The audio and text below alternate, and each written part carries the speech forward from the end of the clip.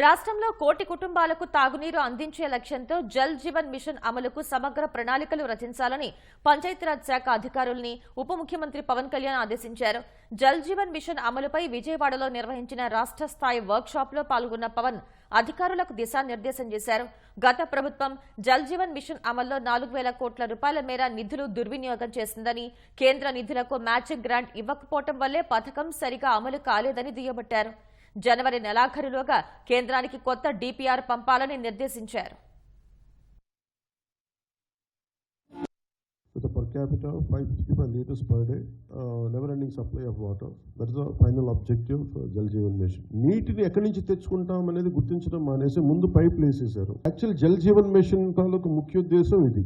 ఈ 38 sustainable reservoirs నుంచి ఇది దీని మ్యాపింగ్ ఇలా ఉండాలి.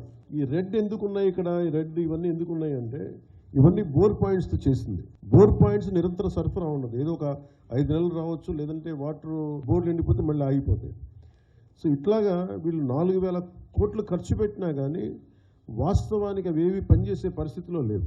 ఒకసారి ఎలా అనిపిస్తుంటే చాలా మొరటుగా పైపులు గొయ్యి తప్పి పైప్ వేసేయడం తప్ప అసలు నీళ్ళు వెళ్తాయా లేదా, ఇది ఎన్ని అడుగుల ఎత్తులో ఉంది, దీనికి ప్రెషర్ ఎలా ఉంది. ఒక 1 కిలోమీటర్ పైప్ లైన్ వేస్తున్నప్పుడు ఈ మధ్యలో ఉండే ఇల్లు ఎక్కువ మంది కొంచెం ప్రెషర్ పంపులు పెట్టి లాగేస్తే మిగతా చివరుండే ఇళ్ళకి రావట్లేదు.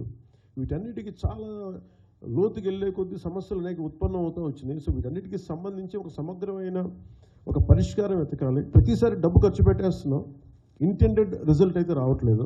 బయట ఏముందంటే కేంద్రంలో కూడా దుర్వినియోగం అవుతున్నాయి నిధులు. అందుకని మీరు ఎలా చేస్తారనేది నన్ను సిఆర్ పాటిల్ గారు అడిగినప్పుడు ఐ గేవ్ మై కమిట్మెంట్.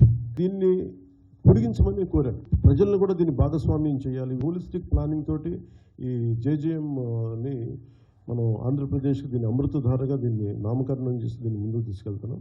మనిషి నీటి అవసరాలు తీర్చడం కనీస ఒక ఫండమెంటల్ రైట్ ఉంది. కేవలం మనం అధికారులు లేదంటే మనం కూర్చోబెట్టి వ్యవస్థలో భాగస్వాములైన వాళ్ళు కాకుండా ఒక మానవతా దృక్పథంతో అందరూ దీన్ని ముందుకు తీసుకెళ్ళాలి.